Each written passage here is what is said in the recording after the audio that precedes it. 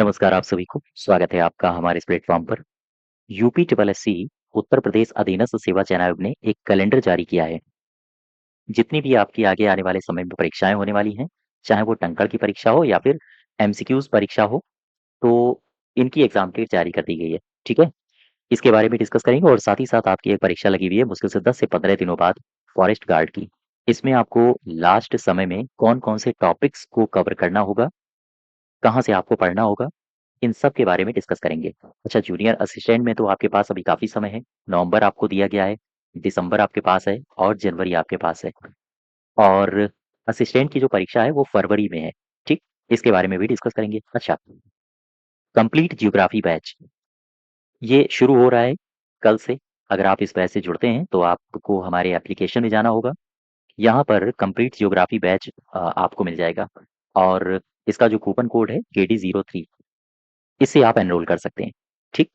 इसी के बैच के बारे में सबसे पहले हम आपको जानकारी दे दें, उसके बाद फिर हम शुरू करेंगे कुछ महत्वपूर्ण बातें। देखो, अगर आपको इस बैच से जुड़ना हो तो आप हमारे एप्लीकेशन में जा सकते हो और वहाँ से इस बैच से जुड़ सकते हो, जिसमें हम आपसे डिस्कस करेंगे भारत का संपूर्ण भूगोल, विश्व का संपूर्ण भूगोल और साथ ही साथ मानचित्रावली यानी मैपिंग पढ़ेंगे। इस बैच से जुड़ने के लिए आपको एप्लीकेशन में जाना होगा और साथ ही साथ KD03 इस कूपन कोड का आप इस्तेमाल कर सकते हो, ठीक है? अच्छा इसमें कौन-कौन से टॉपिक्स पर हम लोग डिस्कस करने वाले हैं? भारत का भूगोल, 2-3 बातें मैं आपसे डिस्कस कर दूँ सबसे पहले। ये जो जियोग्राफी का बैच है, अगर आप ऐसा सोच रहे हो कि इसमें सारे के सारे जो लेक्चर्स होंगे वो पीपीटी से होंगे, तो ऐसा बिल्कुल नहीं होगा। आप लोग हमारे साथ जुड़े रहे होंगे, चाहे इतिहास बैच से आप जुड़े हों या फिर आप पॉलिटी बैच से जुड़े हों या फिर आप वीपीओ का कंप्लीट मैंने बैच पढ़ाया था, आप उससे जुड़े रहे हों। सभी में किसी भी बैच में मैंने पीपीटी से आपको लेक्चर्स नहीं दिए हैं, ठीक है? अगर आप चाहें तो हमारे साथ-साथ नोट्स बनाते रहिए या फिर हम आपको टाइप्ड नोट्स भी प्रदान करेंगे। नेक्स्ट 24 आवर्स में आपको पीडीएफ मिलेंगी, तो आप इनको डाउनलोड करके और रिवीजन करिए। इसके अलावा जो भी बैच होगा, चाहे इतिहास का बैच हो, पॉलिटी हो, ज्योग्राफी हो या फिर किसी भी अन्य परीक्षा का बैच, सभी में रिकॉर्डेड वीडियोज़ आपको प्रदान किए जाएँगे। कोई भी डाउट होता है तो उसके लिए व्हाट्सएप नंबर दिया गया है, आप उस पे डाउट डिस्कशन कर सकते हो, ठीक? तो किसी भी बैच से अगर आपको जुड़ना हो तो आपको रिकॉर्डेड वीडियोज़ मिलेंगे और साथ ही साथ टाइप्ड नोट्स, जो मैं पढ़ाऊँगा, उसी के नोट्स बनवाएँगे और वही आपको प्रदान किए जाएँगे। आप चाहें तो हमारे साथ-साथ नोट्स बना भी सकते हैं, ठीक है? चलिए, अब आओ ज़रा इस बैच में हम पढ़ेंगे क्या-क्या? एक तो भारत का भूगोल फिजिकल और साथ ही साथ पॉलिटिकल, ये दोनों ही कैटेगरी के कंप्लीट ज्योग्राफी कंप्लीट करेंगे और इसमें जो जितना भी संभव हो सकता है मानचित्र से, चूँकि आजकल सवाल मानचित्र पर आधारित पूछे जा रहे हैं, जैसे आपसे अ, कुछ खनिज संसाधन के लोकेशंस दे देगा और उनसे कहेगा कि इनको पूर्व से पश्चिम में सजाइए या फिर उत्तर से दक्षिण में सजाइए, तो वहाँ पर आपको मैपिंग तैयार होनी चाहिए। इसी वजह से एक अलग से सेगमेंट हमने रखा है मानचित्रावली का, ठीक है? अच्छा, ज्योग्राफी भारत के भूगोल के बाद हम लोग डिस्कस करेंगे विश्व के भूगोल में, यहाँ पर प्रवेश करेंगे और विश्व के भूगोल में भी राजनैतिक भूगोल और साथ ही साथ अ, फिजिकल भूगोल, इनको पढ़ेंगे। और मानव भूगोल, इन सभी को कवर करते हुए जो एनसीईआरटी का पैटर्न है, यानी अगर आपने इस बैच को कंप्लीट कर लिया और आपने सारे के सारे लेक्चर्स ले लिए, तो आपकी न सिर्फ लोअर पीसीएस की जो वैकेंसी आने वाली है, उसमें आप सहज महसूस करेंगे, बल्कि लेखपाल और यहाँ तक कि यूपी पीसीएस, इस स्तर का इसमें हम लोग डिस्कशन करेंगे मैटर का, ठीक है? इसके बाद फिर भारत के भूगोल और विश्व के भूगोल के बाद हम लोग डिस्कस करेंगे मानचित्रावली, यानी मैपिंग। यहाँ से भी सवाल पूछे जाते हैं। अ, आपने परीक्षाओं में देखे भी होंगे, चाहे पीसीएस की परीक्षाएँ हों या फिर आरओ एआरओ की परीक्षाएँ हों, इसमें मानचित्र से संबंधित पूछे जाते हैं सवाल। जैसे ऑस्ट्रेलिया के 4 शहर दे देगा और उनसे कहेगा कि इन शहरों को उत्तर से दक्षिण में सजाइए या पूरब से पश्चिम में सजाइए, तो वहाँ पर आपको मानचित्र पता होना चाहिए, है ना? तो ये तीनों ही पार्ट हम लोग इंडियन जियोग्राफी, वर्ल्ड जियोग्राफी और मैपिंग, ये तीनों ही पार्ट हम लोग डिस्कस करेंगे। तो ये बैच है, आप अगर इस बैच से जुड़ना चाहते हैं, तो आप KD03 कूपन कोड का इस्तेमाल कर लीजिए, ठीक? चलिए, अब ज़रा शुरुआत करते हैं। आपकी जो परीक्षाएँ लगी हुई हैं, उन परीक्षाओं के बारे में, कहाँ से कैसे तैयारी करनी है। एक बड़ी परीक्षा आपकी लगी हुई है वन रक्षक की, फॉरेस्ट गार्ड की, 9 नवंबर को है और समय आपके पास काफ़ी कम है। हालाँकि 9 दिन इधर और 4 से 5 दिन इधर, आप यही मानिए लगभग 12 से 13 दिन के 13 से 12 से 13 दिन का आपके पास समय है। नक्शा नवीस की भी लिखित परीक्षा लगी हुई है 16 नवंबर को, आशुलिपिक की 16 नवंबर को, ठीक। कनिष्ठ सहायक की टंकण परीक्षाएं लगी हुई हैं 22 नवंबर और 23 नवंबर को। इसके अलावा स्वास्थ्य कार्यकर्ता 11 जनवरी को है, आशुलिपिक 18 जनवरी को है, कनिष्ठ सहायक की भी परीक्षा 1 फरवरी को है। लेकिन ये सारी की सारी परीक्षाएं लगी हुई हैं, लेकिन मैं आपसे डिस्कस करूंगा फॉरेस्ट गार्ड के बारे में। फॉरेस्ट गार्ड में अंतिम जो 13 दिनों का आपका समय आपके पास है रिजर्व में, उसमें आपको ये जो 50 नंबर हैं, आई होप आपने जहाँ से भी पढ़ा होगा, किसी भी कोचिंग संस्थान से, ये सारे मार्क्स आपने कवर कर लिए होंगे। मैथ भी आपने अच्छी कर ली होगी, बायोलॉजी भी आपने पढ़ ली होगी, ठीक। यूपी जीके और कंप्यूटर तो आप पढ़ ही रहे होंगे, ये तो हर एक एग्जाम के लिए महत्वपूर्ण है। और आगे जो लेखपाल की वैकेंसी आने वाली है, उसमें भी संभवतः ये खंड डाल दिया जाएगा। तो अगर आप 2026 में नौकरी चाहते हो, तो सबसे पहले तो ये वाला पोर्शन कंप्लीट कर लो, अभी से लग जाइए। अच्छा यहाँ पे आओ जरा, 50 नंबर में, 50 नंबर में आपसे राष्ट्रीय उद्यान, आरक्षित वन, ये जितने भी 15 टॉपिक्स दिए गए हैं, सारे के सारे आपने कंप्लीट किए होंगे किसी न किसी संस्थान से। इसके अलावा मैं आपसे अनुरोध करूंगा कि जब आप एग्जाम हॉल में जाएं, तो कुछ और टॉपिक्स को पढ़ के जाएं, या फिर आप जहां भी पढ़ रहे हो, वहां से इन टॉपिक्स की डिमांड कर सकते हो, ठीक है। टॉपिक्स कौन कौन से हैं? पर्यावरण की करंट, पर्यावरण की करंट अफेयर, पिछले 1 साल की करंट अफेयर आपको हर हाल में कंप्लीट करनी ही है। और ये करंट अफेयर बहुत मुश्किल काम नहीं है। आप अगर खुद से तैयारी कर रहे हैं, तो एक काम करिए, कुछ टॉपिक्स हैं, जैसे एक तो आपको कंप्लीट करना है बजट, बजट केंद्र का 2025-26, ठीक। इस बजट में पूरा बजट नहीं पढ़ना है। इस बजट में आपको पढ़ना क्या है? पर्यावरण से संबंधित जो बातें दी गई हैं, कोई इनिशिएटिव सरकार की तरफ से चलाया गया हो, इसको आप पढ़ लीजिए, है ना? और बजट में पर्यावरण के लिए कुछ एलोकेशन किया गया हो, वितरण किया गया हो, उसको आप पढ़ लेना। कुछ धन का वितरण, इसके अलावा कोई योजना चलाई गई हो सरकार के द्वारा, आपको उसके बारे में जानना है। बस इतनी बातें। अच्छा, ये तो हो गई केंद्र की बात। अब हम बात कर लें उत्तर प्रदेश की। उत्तर प्रदेश सरकार भी बजट जारी करता है। 2025-26 का जो बजट है उत्तर प्रदेश सरकार का, मैंने आपको पढ़ाया हुआ है, बजट आपके एप्लीकेशन में पड़ा भी होगा, तो आप वहाँ से डाउनलोड कर लीजिए। इसमें जो पर्यावरण का सेगमेंट मैंने बताया था, बस उतना पढ़ लेना। उत्तर प्रदेश सरकार द्वारा पर्यावरण के लिए कौन-कौन सी योजना चलाई जा रही हैं, ये योजना आप कहाँ से पढ़ोगे? तो उत्तर प्रदेश सरकार के वन विभाग की वेबसाइट में जाइए। जैसे वीपीओ में मैंने आपको करंट करवाई थी, योजनाएँ करवाई थी। मैक्सिमम करंट मैंने आपको ग्रामीण मंत्रालय, भारत सरकार और साथ ही साथ उत्तर प्रदेश में जो करंट न्यूज़ थे, वहाँ से कलेक्ट करके करवाए थे, और साथ ही साथ मैंने आपसे पीआईबी के डेटा भी साझा किए थे, ठीक है? और मैक्सिमम करंट के क्वेश्चंस आपको यहीं से फँसा दिए थे। वैसे ही आपको अब अपनी तरफ से करना ये है कि उत्तर प्रदेश सरकार में जो योजनाएँ हैं पर्यावरण से संबंधित, उत्तर प्रदेश के वन विभाग में जाइए, कई सारी योजनाएँ हैं, आप वहाँ से पढ़िए। उत्तर प्रदेश सरकार द्वारा जो बजट जारी किया गया है, बजट में पर्यावरण के लिए कौन-कौन से कदम उठाए गए हैं, कौन क्या-क्या वितरण किया गया है, वो वितरण याद रखो। कौन-कौन सी इनिशिएटिव चलाई जा रही हैं सरकार के द्वारा, उनको याद रखना है, ठीक।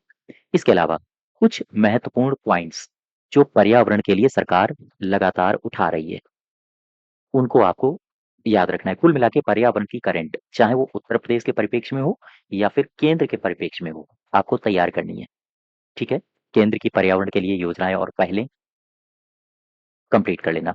तो यहाँ से आपसे सवाल पूछे जा सकते हैं डायरेक्ट, ठीक। अच्छा, एक काम और करना, काम ये है कि यहाँ पे आओ ज़रा, एक रिपोर्ट आपको मिल जाएगी पीआईबी में।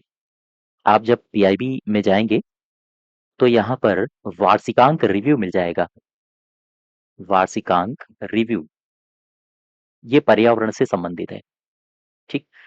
जलवायु परिवर्तन, अ, पर्यावरण, वन एवं जलवायु परिवर्तन मंत्रालय द्वारा ये जारी किया जाता है। आप इसको भी एक बार पढ़ लीजिएगा।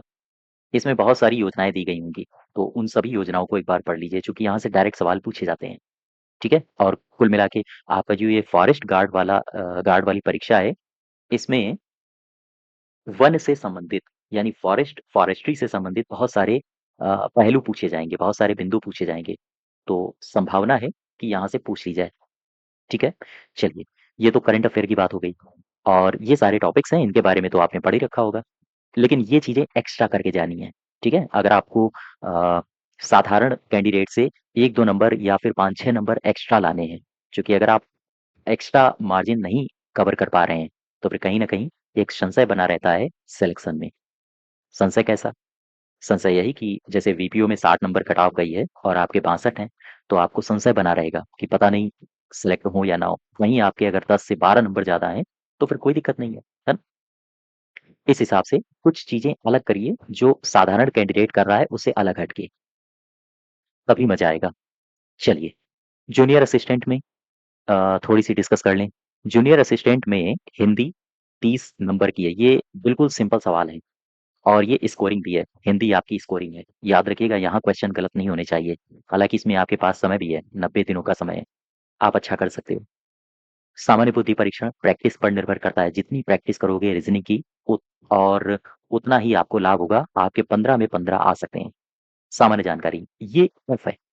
टफ का मतलब ऐसे है, हालाँकि टफ कुछ भी नहीं है, लेकिन फिर भी चूँकि सामान्य जानकारी में पोर्शन ज़्यादा है, जैसे इसमें आपको इतिहास भी पढ़ना है और तीनों इतिहास प्राचीन, मध्यकालीन, आधुनिक, आपको ज्योग्राफी भी पढ़ना है, भूगोल, विश्व और मैपिंग, आपको इकोनॉमिक्स भी पढ़ना है, आपको करंट अफेयर भी पढ़ना है, आपको साइंस भी पढ़ना है। तो कहीं न कहीं ये सामान्य जानकारी सिलेबस ज़्यादा है और इससे सवाल बहुत सीमित मात्रा में आ रहे हैं, ठीक है? तो इसमें आपको सब कुछ नहीं पढ़ना है। पढ़ना क्या-क्या है? आओ ज़रा इसके बारे में डिस्कस कर लें। देखो, पहले तो आपको इतिहास में, हिस्ट्री में आधुनिक इतिहास, ये कंप्लीट कर लेना। आधुनिक इतिहास, ठीक? ज्योग्राफी में आपको केवल और केवल भारत का भूगोल, इसको कंप्लीट करना है। चूँकि आपने देखा होगा कोई भी परीक्षा हो, भूगोल अगर पूछ रहा है, 5 सवाल ज्योग्राफी से आए हैं, तो 1 सवाल होगा वर्ल्ड ज्योग्राफी से और बाकी सारे 4 सवाल ये इंडियन ज्योग्राफी से होते हैं। तो भारत के भूगोल पर आपको कमांड ज़्यादा करनी है, वनस्पत विश्व के भूगोल से। इसके अलावा और भी कई सारे टॉपिक, हाँ, एक तो करंट अफेयर, करंट आपके पास लास्ट 13 दिन या 12 दिन या 15 दिन का समय है। इन 15 दिनों में आपको हिस्ट्री में आधुनिक भारत, ज्योग्राफी में भारत का भूगोल और करंट अफेयर पिछले लगभग 6 से 8 महीने की, ठीक है? 6 से 8 माह की करंट अफेयर इसको तैयार करना है। बस इतना ही करना है और बाकी अ, आपके पास समय हो तो आप इकोनॉमिक्स भी रिवाइज़ कर लो, आपके पास समय हो तो जनरल साइंस भी रिवाइज़ कर लो। लेकिन ये टॉपिक्स महत्वपूर्ण हैं और साथ ही साथ करंट अफेयर, फॉरेस्ट्री की, फॉरेस्ट गार्ड के लिए। अच्छा, जूनियर असिस्टेंट के लिए यूपी जीके और कंप्यूटर ये चूँकि हर परीक्षा में पूछा जा रहा है, तो यहाँ पर आपको करना ये है कि जितनी भी परीक्षाएँ हो गई हैं, सभी परीक्षाओं के क्वेश्चन पेपर एक बार सॉल्व करके जाना। आपसे यकीन जानिए 4 से 5 नंबर डायरेक्ट सवाल रिपीट हो जाते हैं। हालाँकि सवाल वही हैं, इधर-उधर घुमा के ही सवाल बनाता है आयोग।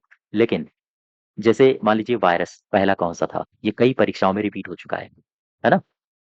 तो जितनी भी परीक्षाएँ हुई हैं अभी तक दिसंबर 2024 से लेके अब तक, सभी के पेपर निकालिए और उन पेपर को यूपी जीके और कंप्यूटर को वहाँ से पढ़िए और एक बात समझिए कि जिस स्तर का पूछ रहा है आयोग, उसी स्तर के क्वेश्चन सॉल्व करने का प्रयास करो, ठीक? तो जूनियर असिस्टेंट और इसके अलावा फॉरेस्ट गार्ड। फॉरेस्ट गार्ड का तो अभी परीक्षा है, लगभग 10 से 12 दिन बाद।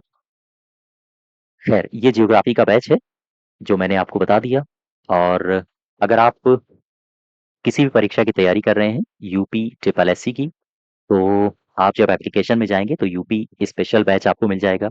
कुछ इस प्रकार से पीडीएफ मिलेंगी, आप इनको डाउनलोड कर लीजिएगा।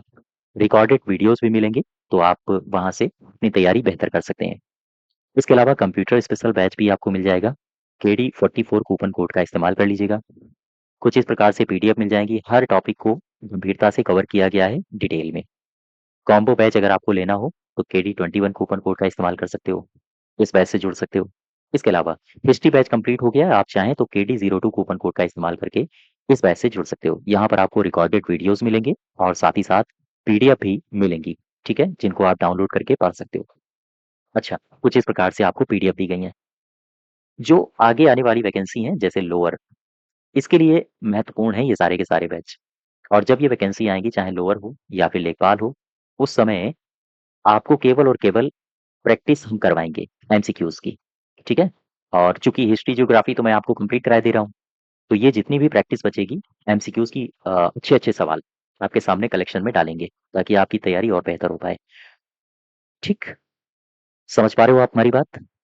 अच्छा, लेखपाल में एक नया टॉपिक जुड़ेगा संभवतः, जैसे वीपीओ में जुड़ा था। हालाँकि अभी तक अटकलें लगाई जा रही हैं, ये संभावना बनाई जा रही है कि हो सकता है सिलेबस चेंज हो इस बार। जैसे ग्रामीण परिवेश अ, लेखपाल में सिलेबस जुड़ सकता है। यूपी जीके और कंप्यूटर 35 अंक जुड़ सकते हैं, जो हर परीक्षा में यूपी ट्रिपल एससी आयोग के द्वारा कराई जा रही हर परीक्षा में ये सिलेबस जोड़ा जा रहा है। उसी प्रकार से लेखपाल का भी परिवर्तित हो सकता है सिलेबस। ठीक? इसमें ग्रामीण परिवेश, योजनाएँ, ये सेगमेंट अलग से जोड़ा जा सकता है। देखते हैं सिलेबस आएगा, फिर हम लोग इसकी स्ट्रेटजी बनाएँगे।